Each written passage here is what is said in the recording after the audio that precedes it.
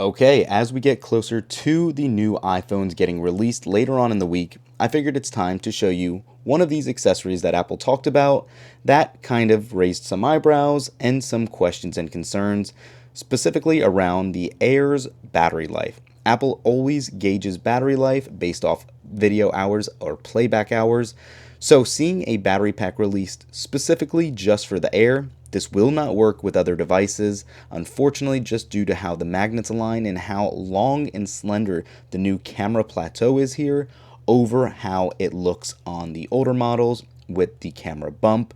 It makes it incompatible. Now, having said that, I'm glad they still released it. Let's take a look at the milliamp hours, since clearly Apple never talks about that, nor is it actually ever listed anywhere, except on the back of the product for regulatory approval. Then we'll actually try to put it on our 16 Pro Max and show you exactly how it works.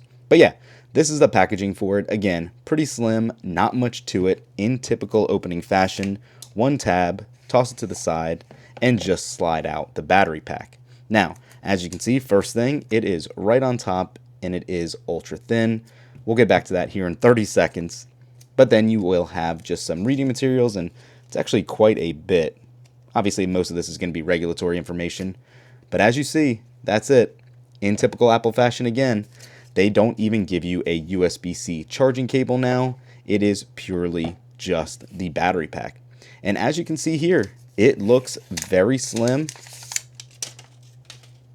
Not even, I'm actually kind of surprised. I don't even see the MagSafe magnet design on the back here. Unlike how they are in basically every other portable power bank, you can at least see them and look to see if it's Qi 2 or just standard Qi charging.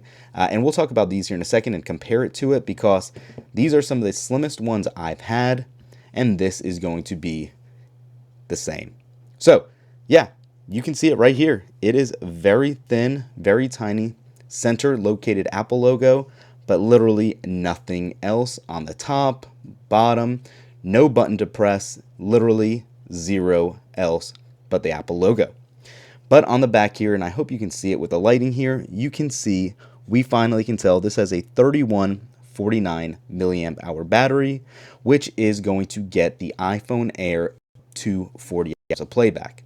Now, one thing I do want to mention, which isn't being spoken of too much, by the time you buy this $100 battery pack and the $1,000 iPhone, you are now at the same price as what you would get with a 17 Pro.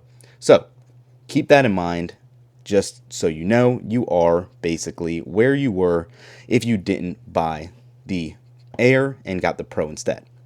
So, as you can see, unfortunately, it is not going to grip on the back of these phones, simply for the fact that, again, this camera bump gets in the way. If you wanted to cover it a little bit, you can see it does grip it a little more, but there is that gap and it is not charging perfectly well, although it does come up in a pinch.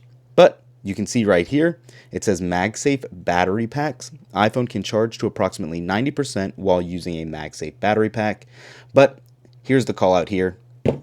It does fall right off because of that lack of grip. In a pinch, if you did want to use this, you could technically turn it sideways and line it up, and it will work. You just have to really find where those magnets are in the pack to get that grip. And as you can see, it's not even showing that it is charging currently, because it is just so awkward to position to get it to work. Now, as we were saying earlier, here is a Basis 5000 milliamp charger. This does not have Qi 2, whereas opposed to this will charge at 20 watts. But you can see just how thin this is. And then if you get Anker's latest slim pack, this is another 5K. This does have Qi 2 charging. Take a look at just how thin all three of these battery packs are. The Air will not charge at 25 watts. Just keep that in mind. It does peak at 20. But all of these do have pass-through charging. So if you need it in a pinch, you can charge the battery pack and the iPhone at the same time. But if you are looking for a slim pack, you can't go wrong with either of these. And keep in mind, the Anker and the Basis are going to be less expensive than Apple's own offering. Additionally, as you can see here, because of the design of the Air, this battery pack is significantly taller rest, even though it's not quite as high of a capacity battery. So, just something to be aware of. Wanted to let you guys know. What do you guys think? Comment down below. Is it worth $100 for this battery pack? Is it something you should even need? I don't know. I'm curious to know your opinions. Let me know in the comments below. Thanks for watching. We will catch you in the next one. Peace.